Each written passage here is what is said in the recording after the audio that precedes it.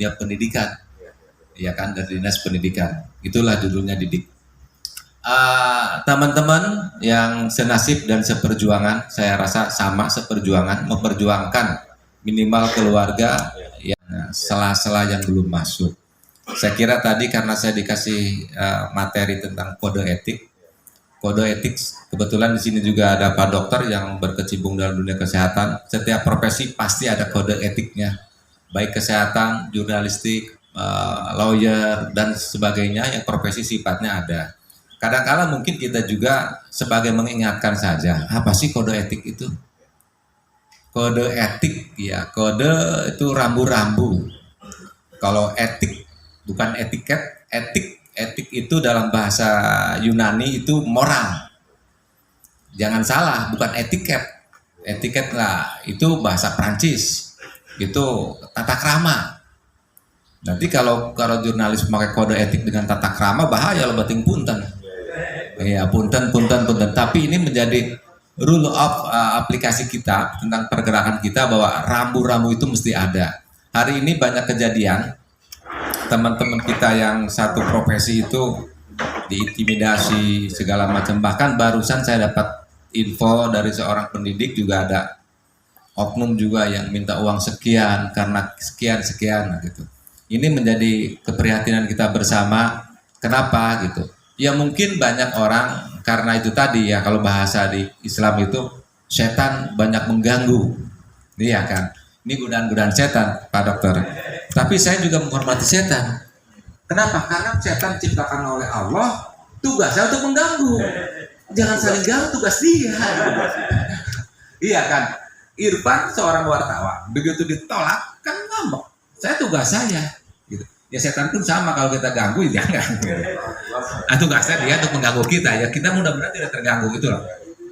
Jadi kode etik itu langkah-langkah kita, bagaimana caranya biar kita sesuai dengan kaidah jurnalistik yang telah diamanahkan dulu itu oleh Undang-Undang 11 tahun 66, namanya Undang-Undang Pokok Pres, tapi era reformasi karena itu mengkooptasi media, kebebasan, maka bergeserlah karena sudah reformasi kepada Undang-Undang 40 tahun 99. Jadi undang-undang itu memang yang menjadi pijakan kita, meskipun hari ini juga banyak kontraproduktif, ada undang-undang, ada aturan ini. Padahal kalau menurut bahasa saya, bahwa undang-undang itu hierarki hukum di atas peraturan menteri, di atas peraturan-peraturan lainnya. Nah, hari ini kemarin ada Dewan Pers, ada kebetulan SMS juga menolak. Karena dalam tanda petik lah teman-teman yang perusahaan-perusahaan kecil itu sudah tidak dianggap nantinya, maka salah satu yang menolak adalah SMSI yang akan dibuat kalau nggak salah Perpres, peraturan presiden tentang media lah, pers gitu ya. Padahal sudah ada undang-undang nomor 40/99 tentang payung hukum untuk kita. Ya inilah republik kita, ya harus kita bersyukur juga karena kita juga bisa bebas minum kopi dan sebagainya. Oke teman-teman, kali lagi saya hanya sedikit mengingatkan tentang dunia jurnalis. Kadang-kadang dalam penulisan, dalam kita berwawancara, dalam kita hunting berita, yang harus kita lebih pahami adalah satu, kode etik jurnalistik. Itu jangan sampai kita sendiri yang notabene kita ingin memberikan berita atau kabar yang sifatnya edukatif, kita sendiri malah jadi benturan dengan hukum. Kenapa? Karena kita tidak memahami. Ya kalau dalam kode etik jurnalistik, seorang wartawan itu harus memperkenalkan diri, memperlihatkan ID card, tugas segala macam. Kalau sudah kenal lain cerita. Tapi kadang-kala kita kan sumber itu kan gak ada yang kenal, jarang yang kenal. Misalkan suatu ketika ada peristiwa kecelakaan, kan kita tahu saksi segala macam, dan baru kita memperlihatkan. Itu bagian dari kode etik jurnalistik selain hal-hal yang sifatnya security. Saya sedikit bahas tadi, Bang Sam bilang ada 4, 5W, 1H. Itu memang itu rumusannya begitu awal. Tapi kalau saya ada penambahan 2S. Apa 2S itu? Pertama adalah sederhana, simple. Kedua adalah security. Kenapa harus simple? Karena segmen pasar kita adalah orang-orang yang membaca di kaca atau di ponsel atau di laptop, karena kan identik dengan mata. Nah, ada yang matanya double seperti saya, ada yang udah usia seperti Pak Ujang kan harus jauh gitu. Oh gitu. Nah, jadi simple itu tidak terlalu banyak, karena memang mohon maaf dulu saya pernah mengkritisi media saya sendiri yang cetak bahwa yang merusak tatanan kode etik jurnalistik dalam kaidah penulisan adalah media online. Kenapa? Karena media online itu harus cepat. Akhirnya belum terpenuhi 5W1H sudah naik. Nah, updating itu. Nah, baru nanti di running. Karena di dalam media online itu tidak mengenal, mohon maaf, deep news, pendalaman. Tapi kadangkala saya sendiri juga sering lihat bahwa berita itu sampai 20 paragraf. Saya pernah ada yang ngirim, tolong ini berita sampai 28 paragraf. Sopo sing maca, kan gitu lah. Karena capek. Maka dalam media online itu simple. Bahasa saya tadi ada penambahan 2S. Simple atau sederhana dan security. Apa security? Security itu adalah bahwa jurnalis teman-teman satu yang diharamkan, bahasa saya mohon maaf ya, yang diharamkan dalam jurnalis adalah menulis memakai opini kita, memasukkan peristiwa atau berita itu opini. Itu yang diharamkan bagi teman-teman jurnalis, karena misal saya kesal dengan si A, Menteri A gitu, akhirnya wawancaranya hanya 2 menit, yang keluar adalah opini saya karena ada opini kebencian, itu yang diharamkan. Ya, maka saya bilang bahwa jurnalis itu salah satunya orang yang sabar. Dan ada lagi penambahan, ini penemuan saya, mohon maaf, boleh kita berpendapat bahwa jurnalis itu adalah suatu ilmu menurut saya, suatu kreasi seni yang ilmiah yang tidak pernah jadi. Itu baru tadi saya menemukan, karena ada bahasa tadi bahwa kalau kita sudah bosan baca, kalau kita sudah malas mengeksploitasi ilmu, sudah berhenti saja jadi jurnalis. Maka saya sekarang ada penemuan baru, mohon maaf. Jurnalis itu suatu kreasi seni ilmiah yang tidak pernah jadi. Kenapa tidak akan pernah jadi? Selesai ini kita eksploitasi ilmu, selesai ini kita terus menggali lagi, selesai ini terus menggali lagi. Jadi cepat fresh terus otak kita. Karena otak kita kalau diasah terus, kita sering baca, apalagi sering diskusi, yakin yang tua pun tidak kelihatan tua, gitu kan. Seperti samping saya Bung Dede, usia baru 50 tahun kan, pas ya. Iya, tapi kelihatannya baru 49 lebih gitu loh. Pas. Iya kan, itulah. Kalau jurnalis kan kelihatan muda, itulah 50 tapi kelihatannya 49 lebih usianya. Pas gitu kan. Nah, maka banggalah teman-teman yang berprofesi jurnalistik itu, karena satu, terus menggali lagi, terus mengeksploitasi ilmu-ilmu yang baru. Karena kalau seorang jurnalis mandek baca, mandek nanya, tidak update, akhirnya apa? Wah, kampungan nih jurnalis ini nih. Nggak tahu Ukraina lagi dihajar Rusia misalkan kan. Jangan sampai ditanya, itu Ukraina dihajar Rusia. Omong iya. Waduh, ini jurnalis ya gitu. Itu salah satu, karena ini juga share experience, share pengalaman. Ada lagi yang tadi saya baru kode etik jurnalistik, terus tambahan 5W1H, saya tambah 2S. Boleh kan saya nambah ya? Walaupun saya bukan Haro Raswell atau Wibu Scrum, ahli komunikasi, tapi saya mencoba karena saya dekat dengan Sultan Irfan, jadi terbuka terus otak saya. Apalagi saya ngobrol sama Bang Sam, oh begini, tambah lagi ilmu. Karena yang muda-muda itu terus terang memang lebih pintar, lebih banyak membaca daripada kita. Hanya tetap yang muda itu tidak akan pernah mengalahkan kita. Saya pernah berusia 30 tahun seperti Irfan, tapi Irfan belum tentu nanti masuk usia 50 tahun. Belum tentu. Inilah kelebihan yang tua. Iya. Begitu Irfan. Satu, sebagai mengingatkan lagi, yang kedua, mohon dengan sangat hormat.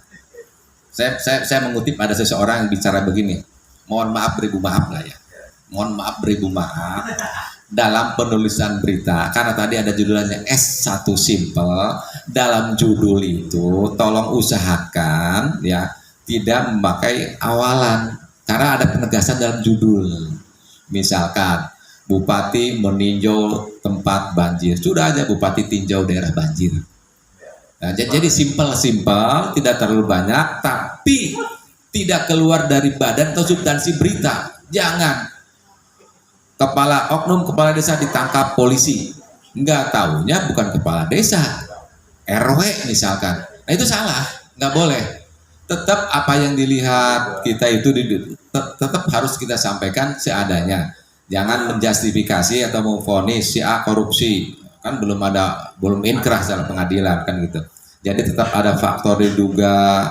Saya hanya mengingatkan saja, sekali lagi, diharamkan, ini pendapat saya, diharamkan seorang jurnalis membuat opini pribadinya dalam tulisan, karena itu dijamin tidak objektif, dijamin, karena penilaian kita akan beda. Satu, kedua, jangan sekali-kali, ini saya, jangan sekali-kali mengorek kejahatan atau perilaku secara pribadi. Karena itu juga ada privasi. Jangan gitu. Karena memang misalkan saya mengkritisi seorang bupati, saya bupati, bukan selika. Jabatan politik, karena Anda itu begitu dilantik jadi bupati, sudah dibelikan sepatu, sudah dibelikan segala macam oleh siapa? Oleh APBD. Uang rakyat. Maka boleh kita mengkritik bupati, bukan si teteh. Kalau si teteh lain cerita, itu kan persona. Tapi itulah, saya sedikit banyak hanya sedikit mengingatkan. Satu, tadi tentang kode etik adalah rambu-rambu kita berprofesi, karena di setiap profesi itu ada kode etik atau rule of game-nya kita. Karena kita kalau mau dihormati pasti kita harus menghormati orang. Dengan menjalankan, kadang-kadang dengan menjalankan kode etik aja kita selalu disalahkan, apalagi salah gitu. Kedua adalah ada tadi penambahan tadi, bukan menggurui, mengingatkan. Boleh saya nambahin lah, saya baik kan orangnya, dari 5W 1H saya tambahin 1, 2 S lah, iya kan. Kalau S1-nya lagi boleh, ya kan, silahkan gitu. Jadi simple dan security law, keamanannya kita harus ada. Tetap kita harus rekonfirmasi kepada narasumber. Jangan sampai dikatakan, waduh nggak pernah diangkat. Nah itulah beritanya, nggak pernah ngangkat. Si narasumber begitu dikonfirmasi tidak mau ngangkat handphone wartawan tuh. Itulah ditulis. Jangan sampai wartawan sendiri begitu ada perintah dari redaksi harus melaksanakan ini tidak dapat berita. Kalau berita itu setiap gesekan kita jadi berita. Itu bisa lah gitu. Oke, demikian ini sebagai siraman Indonesia, saya dengan beliau, ya kan, dengan Bang Sam juga, dan saya ketua Departemen Antar Organisasi. Nah saya kan mengundang teman-teman karena saya dari dulu tidak pernah ada blok Hambalat, blok Timur, blok Selatan, blok Bali, semua adalah kawan kita. Begitu bos. Karena saya punya high class lah, campuran mobil soalnya. Oke, terima kasih ya. Teman-teman, sekarang kepada Pak Gara silakan untuk memaparkan materinya, ya kan, di hadapan teman-teman kita. Sharing aja ini, Pak. Ya, terima kasih Bung Dede atas waktu dan kesempatannya. Izin Bang. Assalamualaikum warahmatullahi wabarakatuh.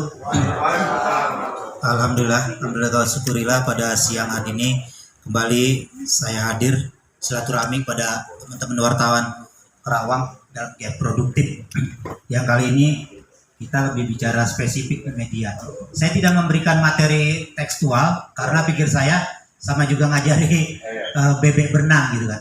Tapi kita di sini saling berbagi karena kebetulan dari perjalanan jurnalis saya beberapa kali terlibat dalam penanganan yang sifatnya pemberitaan spesifik. Tadi saya sempat cerita sama Pak Dokter, saya pernah nangani majalah farmasi tahun 2005 sampai 2007 akhir awal seperti itu.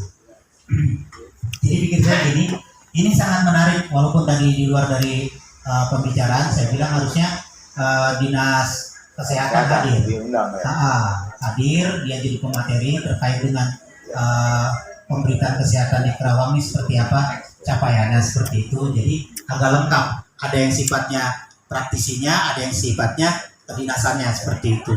Nah, kita sebagai teknis pelaksanaan penulisan beritanya. Tetapi lagi-lagi yang tadi saya bilang, kalau saya bicara tentang teknis penulisan berita, sama juga ngajari ikan berenang seperti itu. Dan tadi rekan kita sudah bicara panjang lebar, Bang Sam, tekniknya sudah sangat detail seperti itu. Dan di sini saya cuma mau memainkan gimmick-gimmick kita sebagai jurnalis yang memang harus mampu menangkap peran dan peluang seperti itu. Ketika saya 2005 itu bikin majalah farmasi, itu karena saya ketemu orang pemilik pabrik obat. Seperti itu, saya bilang, Bu, berapa anggaran promosi produk obat-obat Ibu setahun? Sekian, Pak. Mau saya bikinin media dengan capaian bla bla bla bla bla bla, saya bilang. Oh, boleh, Pak, bikin proposalnya. Nah, saya maksudnya ngomong begini karena di sini ada direktur rumah sakit ya, siapa tahu ada imajinasi gitu kan. Seperti itu. Lalu saya bikin proposalnya ya kan. Cuma karena ini sifatnya farmasi dan bukan sifatnya berita update, itu akhirnya per triwulan. Jadi setahun 3 edisi, tapi lebih detail karena waktu itu Pak Dokter izin lagi marak obat-obat X yang dijual di Pramuka.